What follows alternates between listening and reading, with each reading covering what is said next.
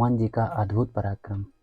जब रावण ने देखा कि हमारी पराजय निश्चित है, तो उसने 1000 अमर राक्षसों को बुलाकर रणभूमि में भेजने का आदेश दिया। ये राक्षस ऐसे थे जिनको काल भी नहीं खा सकता था।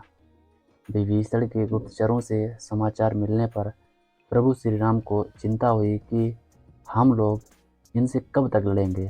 सीता का उद्धार और विभीषण का राज तिलक कैसे होगा, क्योंकि युद्ध की समाप्ति असंभव है। श्री राम की इस स्थिति से वानराज सुग्रीव भी विचलित हो गए कि अब क्या होगा। हम अनंत काल तक युद्ध तो कर सकते हैं, पर विजय श्री का वर्ण नहीं। तभी वहाँ पवन पुत्र हनुमान जी आकर वानर वाहिनी के साथ श्री राम को चिंतित देखकर बोले, प्रभु क्या बात है। श्री राम जी के संकेत से विभीषण जी ने सारी बात बतलाई। तब पवन पुत्र हनुमान ने कहा, असंभव को संभव और संभव को असंभव कर देने का नाम ही तो हनुमान है प्रभु। आप केवल मुझे आज्ञा दीजिए, मैं अकेले ही जाकर रावण की अमर सेना को नष्ट कर दूंगा। परंतु कैसे हनुमान, वे तो अमर हैं। श्री राम जी ने कहा, प्रभु इसकी चिंता आप ना करें, बस सेवक पर विश्वास करें। हनुमान जी बोले। उधर रावण ने चलते समय राक्षसों से कहा था कि वहाँ हनुमान नाम का एक वानर है, उससे जरा सावधान रहना। एकाकी हनुमान जी को रणभूमि में देखकर राक्षसों ने पूछा, तुम कौन हो? क्या हम लोगों को देखकर भय नहीं लगता जो अकेले रणभूमि में मरने चले आए? पवन पुत्र हनुमान जी बोले, आते समय राक्षस राज रावण ने तुम लोगों को कुछ संकेत नहीं किया था क्या, जो मेरे समझ निर्भय खड़े हो? उन अमर राक्षसों को समझते देर ना लगी कि ये महाबली हनुमान है। फिर उन्होंने सोचा कि हम तो अमर हैं, हमारा ये क्या ही बिगाड़ लेगा। भयंकर युद्ध आरंभ हुआ। पवन पुत्र की मार से राक्षस रणभूमि में ढेर होने लगे।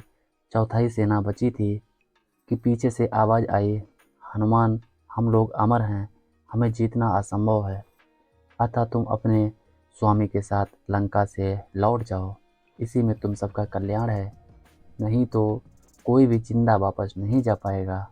हनुमान जी ने कहा, लौटूंगा अवश्य, पर तुम्हारे कहने से नहीं, अभी तो अपनी इच्छा से। हाँ, तुम सब मिलकर आक्रमण करो और फिर देखो मेरा बल, और रावण को जाकर बताना। राक्षसों ने जैसे ही एक साथ मिलकर हनुमान जी पर आक्रमण करना चाहा, वैसे ही पवनपुत्र ने उन सबको अपनी पूंछ में लपेटकर ऊपर आकाश में फेंक दिया। वे सब पृथ्वी की गुरुत्वाकर्षण शक्ति जहाँ तक है वहाँ से भी ऊपर चले ही जा रहे थे। गोस्वामी तुलसीदास जी ने कहा है, चले ये मगजात सूख गए गात। उनका शरीर सूख गया, अमर होने के कारण मर नहीं सकते थे। अतः रावण को गाली देते हुए और कष्ट के कारण अपनी अमरता को कोसते हुए वे सब ऊपर ही चले जा रहे थे। इधर हनुमान जी ने आकर प्रभु के चरणों में शीश झुकाया। प्रभु श्री राम जी बोले, क्या हुआ हनुमान? हनुमान जी ने कहा, प्रभु उन्हें ऊपर भेजकर आ रहा हूँ। प्रभु श्री राम जी बोले, लेकिन वे तो अमर थे हनुमान। हाँ स्वामी, इसलिए उन्हें जीवित ही ऊपर भेज दिया है, अब वे कभी भी नीचे नहीं आ सकते। रावण को अब आप शीघ्र ऊपर भेजने की कृपा करें, जिससे माता जानकी का आपसे मिलन और महाराज विभीषण का राज सिंहासन हो सके। पवन पुत्र को प्रभु ने उठाकर अपने गले लगा लिया। वे धन्य हो गए। अविरल भक्ति का वर पाकर श्री राम उनके ऋणी बन गए और बोले, हनुमान जी, आपने जो उपकार किया है वह मेरे अंग अंग में ही जीर्ण शीर्ण हो जाए। मैं उसका बदला न चुका सकूं, क्योंकि उपकार का बदला विपत्ति काल में ही चुकाया जाता है। पुत्र, तुम पर कभी कोई विपत्ति ना आए।